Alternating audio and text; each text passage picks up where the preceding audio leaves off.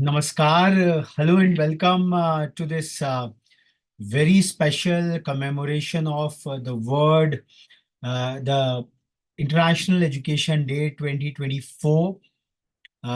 Every year, UNESCO commemorates this International Day dedicated to education, and it just comes 2 days before the Indian Republic Day.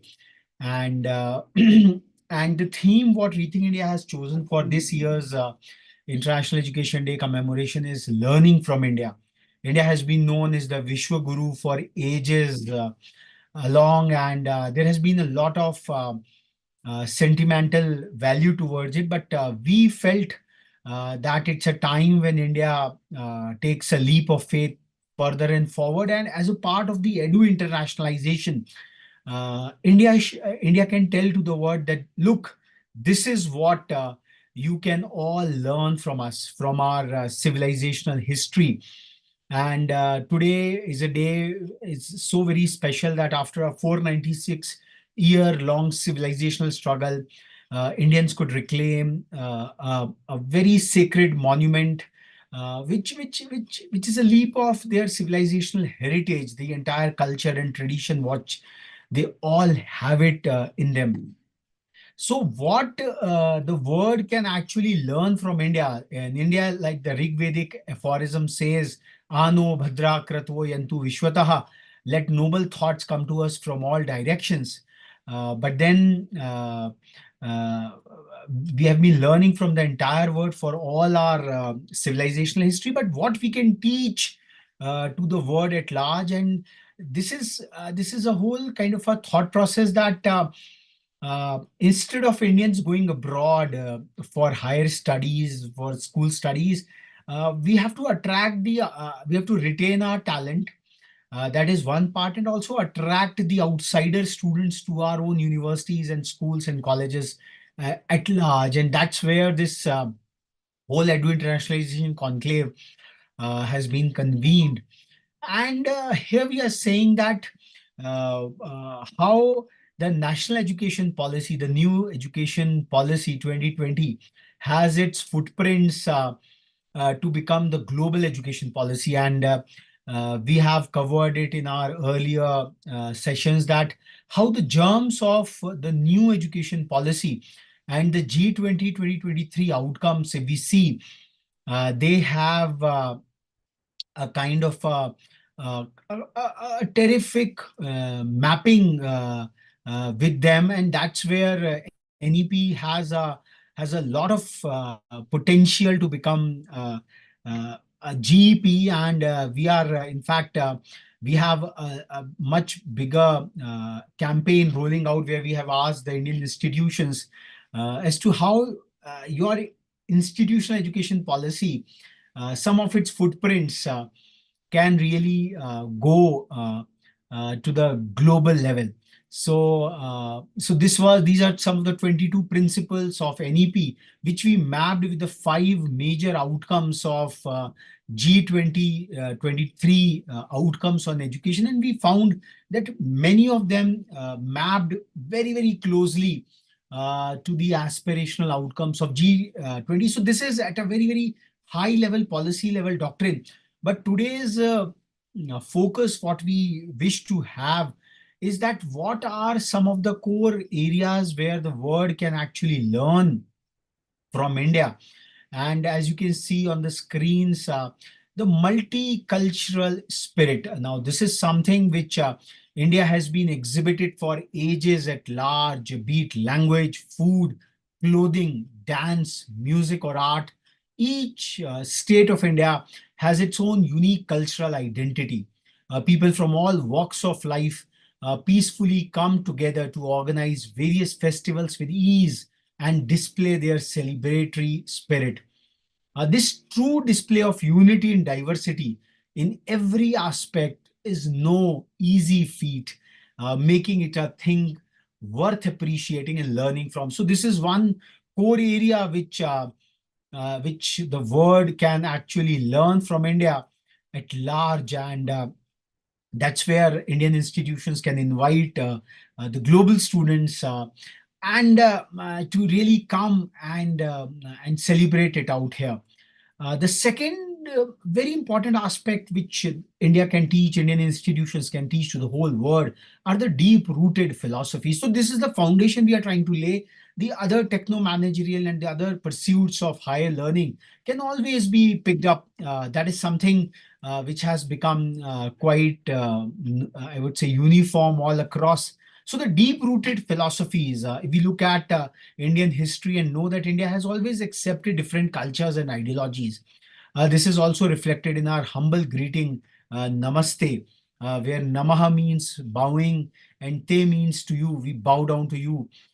So, honoring the sentiment that all humans are created equal, following the philosophy of Atiti Devo Bhava, which translates that the guest is God. We Indians go to all possible lengths to make our guests feel welcome, comfortable, and most importantly, well fed. We are known for aggressive hospitality for that matter. And Indian culture is also big on practicing gratitude and being content. Adding such a holistic approach to life can really help one gain endless benefits. So this is something which we can say that globally, whatever students are coming, they can truly learn from Indian culture per se. The third thing is the ancient wellness practices. As you can see, India has offered the world very alternative organic disciplines of spiritual mindfulness and medicine systems, namely yoga and Ayurveda.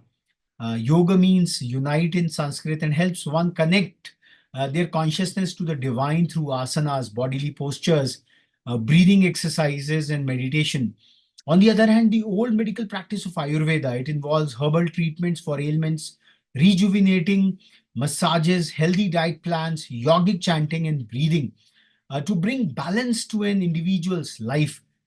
Next time when we hear someone raving about the benefits of yoga, or using coconut oil for healthier hair, or sipping turmeric latte to boost immunity, you can always know that these practices for physical, mental, and spiritual nourishment have been very, very common in India for centuries. And this is what the international students they can really learn. They can really experience that in India while studying their courses at large. So this is what on the softer plane, on the lifestyle plane, what India offers at large. Very importantly, the economic way of living in a VUCA era when the incomes are dwindling.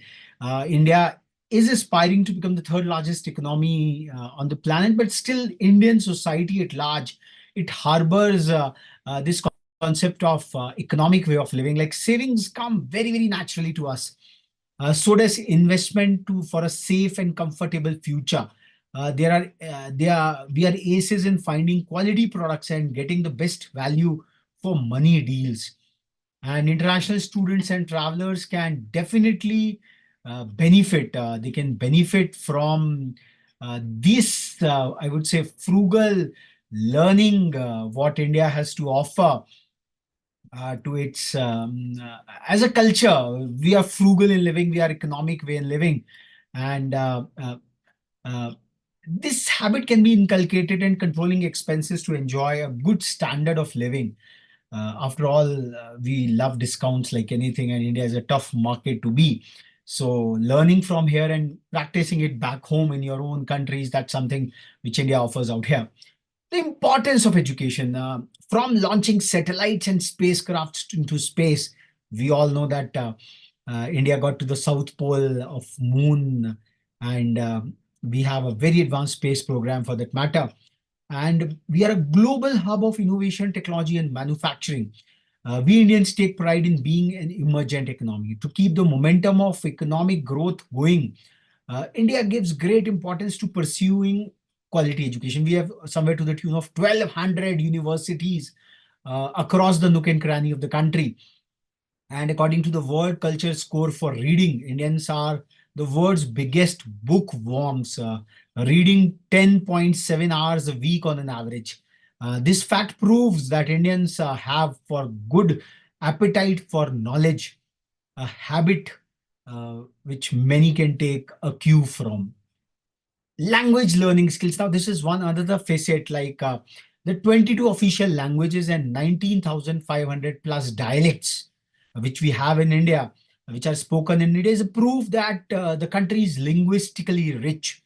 And most Indians grow up speaking multiple languages. And Rethink India just concluded the World Education Forum, whereby Professor V.R. Desai, Honorable Director of IIT Dharwad, he talked about a five language formula which almost every Indian tries to pursue: the Matra Bhasha, the mother tongue, the Kshetra Bhasha, the regional language, the Desh Bahulya Bhasha, the language which is the most prominent one across the country, the Vishwa Bahulya Bhasha, the global language, and finally Pramatra Bhasha, the mother of the mother tongue, which in the Indian context happens to be Sanskrit. So this is the kind of a five language formula which Indians are multilinguals linguals by nature.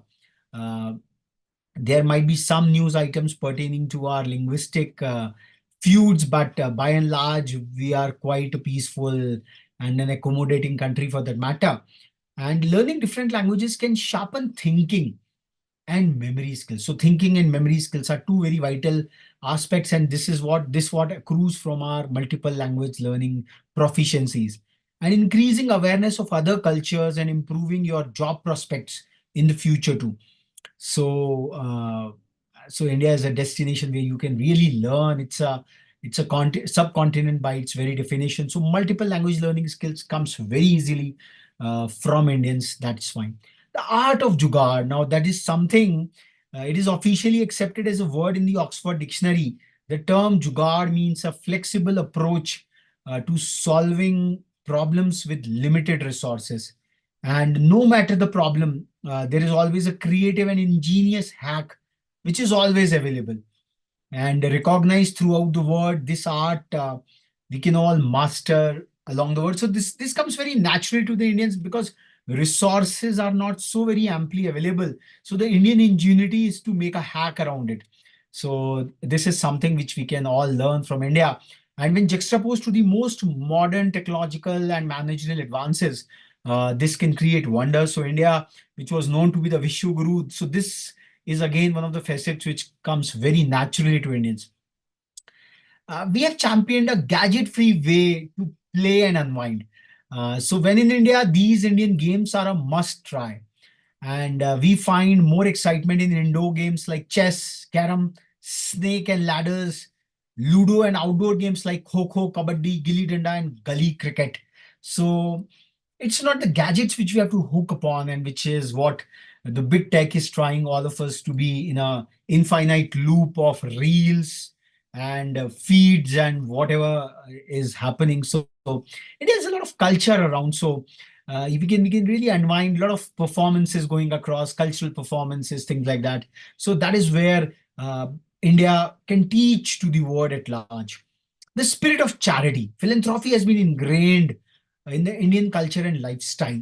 Uh, Ten tyakten bhunjita, uh, sacrificial. We offer our food first. Many of the households, the first morsel is offered to the larger cosmic good. So, according to the Indian Central Bureau of Investigation, India has one not-for-profit organization for every 600 people. So that is a quantum of at least on papers the philanthropic spirit of Indians, and which continues to grow. Indian people are dedicated to give back to their local communities in very informal fashions through volunteering, fundraising, donating. If the rest of the world adopts this habit, there would be less hunger and poverty and more literacy and empowerment. So, this is what we felt like on this International Day of Education, and this is what the world can really learn from India. And coming back to the UNESCO theme for International Day of Education 2024, how to deconstruct hate speech when we are sunken, when we are constricted in a very little bubble of ours.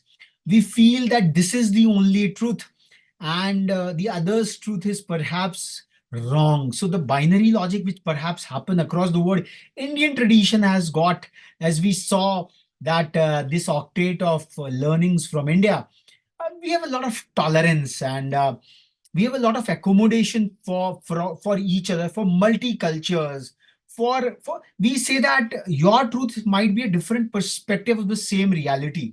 So the reality is one, the truth is one, but it is manifested in various forms by the scholars. So this is, I think, the core crux what India has to offer to the world. Ekam sad viprah bahudha vadanti. So that is the larger aspect. As a knowledge society, we live and we lead this phenomenally well. And this is a larger campaign where we are saying that we have been learning from the world at large, but now it's time for India to proclaim that, oh, come on. India hosted the G20 2023 under the theme of Vasudhaiva Kutumbakam. The word is one family at large. So, family we exchange, Anu Bhadra Krato Entu Vishwataha is one part of it all. But then there is a lot and lot what India has to offer to the whole world at large. So this was a small tribute to the Indian system of education from the House of Rethink India. And we feel that 7,50,000 students who try, who somewhere get annoyed by studying on Indian campuses, they go abroad in search of whatever attractions they have got. But India is a host of 1,200 plus universities, and they are emerging world-class universities. And what does a world-class means? It's a curation of a complete personality, the apara vidya with the para vidya. So India is a unique ecosystem, a knowledge ecosystem, where any geo-cultural, linguistic locale you go, the richness of tradition, the richness of life, the fulfillment of life is so very profound. And whatever we lack in terms of techno-managerial advanced skills, I think technology has given a great leeway, whereby the lectures and I would say the most modern frontiers can always be brought back to the campuses, and Indian entrepreneurs are so very working so very hard to create their world-class learning ecosystems right on their campuses. And Rethink India is compiling the global edu brands of India under a larger campaign, and would be presenting that compendium to you on the forthcoming 22nd of April 2024. And it is a day very special. And it's a day when Netaji Subhash Chandra Bose, one of the foremost Indian nationalist, who resigned from his prestigious Indian civil services to plunge back to the national service. And this is a kind of a call we want to give to the aspiring, I would say, very meritocratic and brilliant students who wish to quit their country early on, and they want to pursue higher education abroad. So for them, there is an appeal that, oh, come back, just have a look behind and see for yourself that India has so much to offer your own motherland, any edu destination you look at it.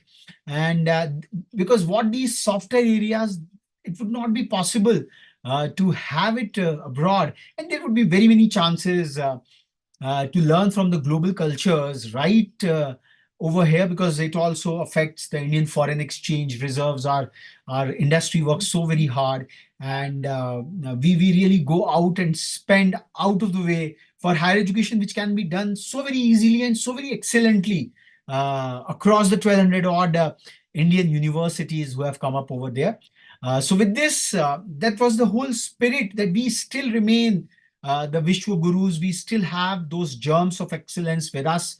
The kind of challenges, the kind of use cases, whatever we have, that's why the global companies are flocking all around to treat us as a consumer market. The vibrant startup ecosystem, whatever we have, is nowhere present out there. And India has a unique concept, like with the advent of artificial intelligence, our adhyatmic intelligence is out there. So as we say that the material and the ethereal, the synergy of it all is all present in India. So with this, we conclude this small presentation, and we hope that you would be inspired to explore the Indian educational campuses, what India can teach to the whole world. India is actually teaching it across. Yes, I would say the existing exterior metrics, somewhere or the other, we have a bit of a dejection. We are losing a bit of a hope. But then we look inside. we interact it more, I think a lot of value is out there. So with this, we conclude, and we'll continue to educate you, to provide you information, the fascinations what